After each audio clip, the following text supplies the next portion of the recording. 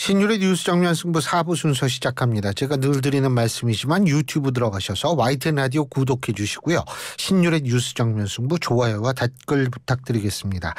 자, 월요일 신율의 뉴스 정면 승부 4부, 오늘은 북한 관련 문제를 좀 짚어볼까 합니다. 이 동해 북방 한계선 NLL 부근에서 표류 중이던 북한 선박 한 척이 또 우리 군에 포착이 됐습니다. 얼마 전에는 식량난을 이유로 또 귀순한 북한 소형 목선을 타고 귀순한 북한 주민 4명도 있었죠. 지금 바다 쪽으로 계속 많은 분들이 어쨌든 의도하든 의도하지 않았든 넘어오고 계신데요. 왜 이런 일들 발생하고 이 부분을 어떻게 바라봐야 하는지 통일연구원 조한범 선임연구위원과 함께 자세히 짚어보겠습니다. 조 박사님 안녕하십니까? 안녕하세요. 예. 어제 내려온 분들은 돌아가신 모양이죠?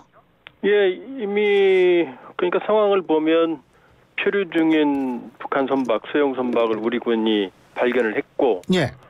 아마 위치는 NLL 이북에 있었던 것 같아요. 그런데 이제 인도적 목적으로 우리 해군이 이제 근접을 해서 예. 식량과 식수를 전달을 했고. 그리고 이제 북한 측에도 통보를 했어요. 유엔사를 통해서. 지금 선박이 표류 중이다. 그래서 아마 우리 군이 인도적으로 이제 구호를 한 다음에 아마 얼마 지나지 않아서 이제 북한군이 예인을 해간 걸로 알려져 있고요. 근데 이제 동해에서 북한 선박이 조난하는 사례는 아주 많아요. 예. 근데 이제 이분들은 운이 좋았던 거고, 특히 이제 북한 어민들, 이제 동해 해류가 흘러가면 일본 서해안 쪽으로 가거든요. 예. 그래서 좀 안타까운 얘기지만 1년에 일본 서해안에서는 백골화된 시신이죠. 아이고, 저런. 그게 수십에서 수백 구가 발견이 됩니다. 아이고. 그러니까 아주 열악한, 어제 오늘 일이 아니에요. 그러니까 이분들은 운이 좋았던 거죠. 그래서 그 중에 이제 한 사건이 공개가 됐다 이렇게 볼 수 있고, 근데 서해에도 이런 일이 벌어지거든요. 예. 북한이 워낙 선박이 열악하니까. 근데 이제 서해는 이 표류하면 이제 북한 쪽 해안으로 가기 때문에 눈에 안 띄는 거고, 동해는 상당히 많은, 지금도 그래서 지금 무연고 묘가 일본에 굉장히 많아요. 그렇군요. 근데 박사님, 이거 이분들 이거 돌아가면 조사받는 거 아니에요? 조사받죠. 조사받죠. 네, 조사받는데 이제 우리 군이 이제 항공기로 먼저 이제 구조 신호를 하는 걸 발견을 했고, 왜냐하면 이제 NLL을 넘을 수가 없으니까요. 예. 근데 이제 NLL에 거의 근접해 있는 상황에서 인도적인 구호를 했고, 처음부터 본인들이 이제 탈북이 아니다 얘기를 했고, 우리 군도 통보를 할 때 이제 그분들이 피해를 볼까봐 탈북 의사가 전혀 없이 돌아가겠다는 의사를 명백히 했다고 그랬기 때문에 아마 처벌받거나 그런 일은 없을 겁니다. 그렇군요. 어쨌든 처벌이 없어야 되는데, 그리고 또 지난주에도 4분이 오시지 않았습니까? 목선 타고요. 예. 그죠? 근데 이게 지금 계속 관계기관의 조사가 이루어지고 있는 모양이죠? 예. 근데 이분들은 100% 귀순으로 보여져요. 예. 그러니까 이제 부부 세대, 그다음에 자녀, 그다음에 이제 어머니로 추정되는 한 가족으로 추정이 되고, 처음부터 이제 귀순 의사를 밝혔고, 그렇기 때문에 결과가 나오겠지만, 그런데 아마 여러 가지 이제 신변 안전이나 또 이분들의 고향에 계신 여러 이제 친인척 때문에 예. 아마 자세한 내용은 이제 발표가 안 될 가능성이 많아요. 왜냐하면 올 5월 달에는 이제 서해안에서 두 가족 10여 명이 역시 이제 어선으로 탈북을 한 사례가 있었거든요. 예. 근데 이제 그분들도 이제 그 후속 보도는 전혀 없거든요. 그러니까 탈북은 확실한 것 같고, 아마 추가적인 얘기들은 아마 전모라기보다는 부분적인 얘기는 나올 수 있겠지만, 아마 조사 끝나도 자세한 내막은 안 밝혀질 가능성도 있습니다. 근데요, 이게 지금 요새 탈북하시는 분들이 급증하고 있는 거 아닙니까? 어떻게 보세요? 일단 양은 많아요. 그죠? 양은 많은데, 근데 이제 많을 때는 2,000명, 3,000명까지 1년에 들어왔거든요. 근데 이제 지금은 코로나 시기에는 일단 김정은 체제 들어서 국경을 완전히 봉쇄했고요. 예. 그리고 코로나 시기 때는 사실상 물샐 틈 없이 이동이 북한에서 중국으로 월경이 불가능했고, 중국 내에서도 이동이 어려웠거든요. 예. 근데 이제 지금도 마찬가지입니다. 지금도 국경을 통한 탈북은 사실상 불가능하고요. 뭐 브로커 비용도 뭐 천정부지로 뛰어서 지금 뭐 그렇습니까? 5천만 원, 1억 원을 줘도 5천만 원, 1억 원이면 지금 뭐 북한 주민들한테 거의 100억 원이거든요. 어휴, 엄청나죠. 예, 그 정도 돈을 줘도 브로커가 안 움직이는 상황이기 때문에. 그 왜 저 위험해져가지고 그런 거예요? 그럼요. 돈보다는 뭐 생명이 중요하다. 아예 뭐 저도 뭐 여러 사례를 알고 있는데. 예. 그러니까 브로커들이 거부하는 상황이니까 북한 내부에서 나오기는 어렵고요. 그러니까 중국에 나와 있던 분들이 이 코로나가 이제 그 위드 코로나 전환되니까 중국 내 이동이 좀 자유로워졌거든요. 예. 이제 그분들이 들어오는 숫자가 좀 늘어나고 있고, 그리고 말씀드렸다시피 이제 국경을 막으니까 지금 봄에 서해로 한번 이제 이번에 동해로 왔거든요. 그러니까 해상은 못 막으니까요.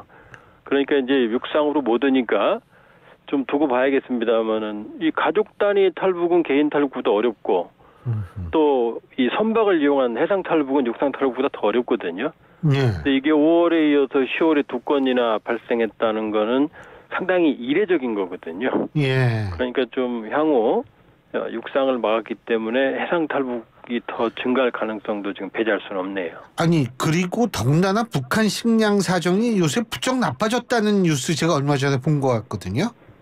근데 이제 그게 뭐 이제 김정은 위원장이 러시아 푸틴 대통령 만났을 때 이제 평양에 주북 러시아 대사 마치고라도 같이 이제 통반을 했어요. 예. 근데 이제 그 양반이 이제 러시아 매체와 인터뷰할 때 뭐 식량 지원해 준다 그러니까 북한이 괜찮다고 그랬다. 요 보도가 나와서 좀 혼란스러운 상황이고 또 북한 매체들이 요즘 뭐 전체 풍년이란 말은 안 하는데 뭐 여기저기 풍작이라는 보도를 좀 하고 있어서 좀 근데 이번에 이제 속초로 왔던 내부는 배고파서 왔다도 이러고 있거든요. 그러니까 지금 좀 헷갈리는 상황이긴 한데 우리도 올해 풍년 아니거든요. 평년작 정도거든요.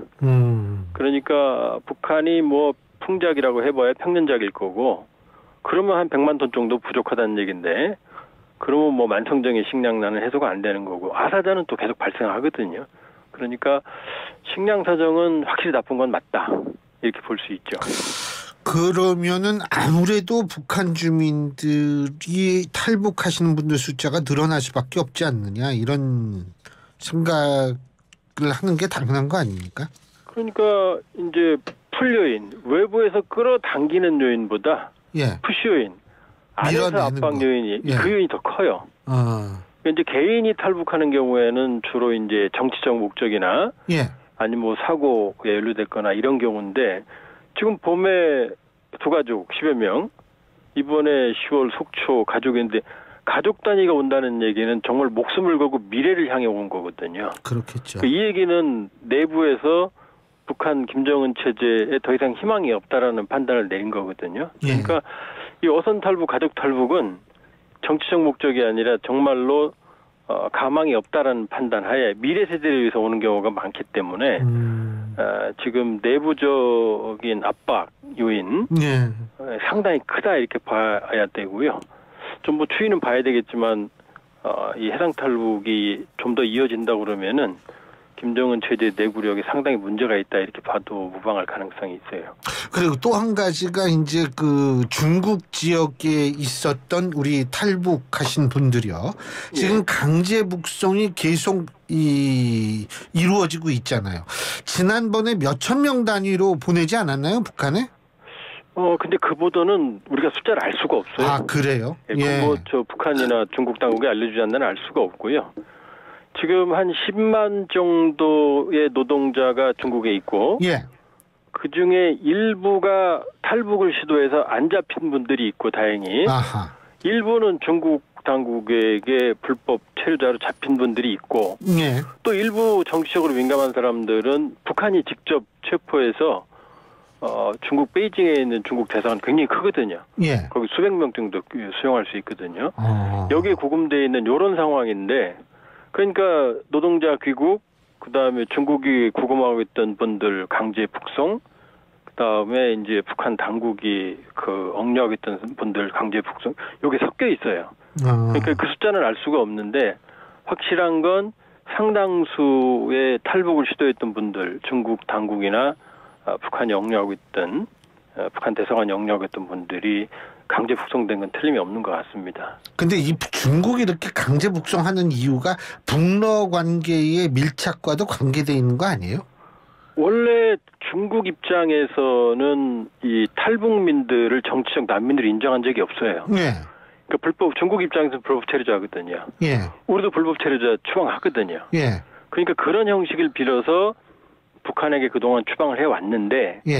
근데 이제 아무래도 누가 봐도 이분들은 정치적 난민 성격이 강하고 경제적 난민 성격이 강한데 중국 당국이 공개적으로 안 했다 뿐이지 그동안도 비공개적으로는 계속 해왔는데 이번에는 코로나로 3년 반이 국경이 봉쇄되어 있었기 때문에 인원이 많거든요. 예. 인원이 많으니까 눈에 띄는 거죠. 눈에 띄니까 이제 우리 민간단체나 우리 정부 당국이나 국제사회에서 이제 이걸 포착을 하고 이걸 막기 위해서 인도적인 그런 노력을 하고 있는 거죠. 그러니까 막기 위해서 노력하면은 좀 막아질 수 있습니까? 아무래도 중국이 눈치를 보죠. 만일에 이제 한중 관계가 사이가 좋다고 그러면 예. 소위 이제 조용한 외교라고 그래서 중국이 직접 한국으로는 못 보내지만 원래 탈북하면 이제 월경에서 중국에서 곤밍 쪽으로 넘어가서 라오스, 베트남 거쳐 태국 거쳐서 오거든요. 예. 아니면 몽골로 가든지 이걸 눈 감아주면 되는데 지금은 뭐 한중 관계 경색돼 있고 또 북중 관계, 중국 관계가 이제 여러 가지 면에서 강화되는 측면이기 때문에 이제 북한 측 요구를 일방적으로 들어주는 그런 일이 지금 벌어지고 있죠. 예, 러시아하고 더 가까워지는 거 아니에요? 북한이? 중국보다? 아마 이제 지금 러시아가 북한을 원래 취급을 안 했거든요. 예. 받을 게 없거든요. 예. 근데 이제 우크라이나 전쟁 때문에 탄약이 정말 뭐 다급 상황이니까 정말로 뭐 저렇게 브로맨스를 보이는 거지. 사실 북한한테 러시아가 받을 게 탄약 빼면 없거든요. 그러니까 급한 불 끄면 조금 뭐 화장실 갔다 오면 좀 달라질 거다 이렇게 볼 수 있거든요. 예. 반면에 중국하고 북한 관계는 뭐 애증의 관계지만 뗄래 뗄 수 없거든요. 예. 그러니까 러시아의 관계가 좀 강화되긴 하겠지만 그러나 중국과의 관계를 대체하기는 어려울 겁니다. 예, 잘 알겠습니다. 오늘 말씀 잘 들었습니다. 고맙습니다. 예, 고맙습니다. 예, 지금까지 통일연구원 조한범 선임연구위원이었습니다.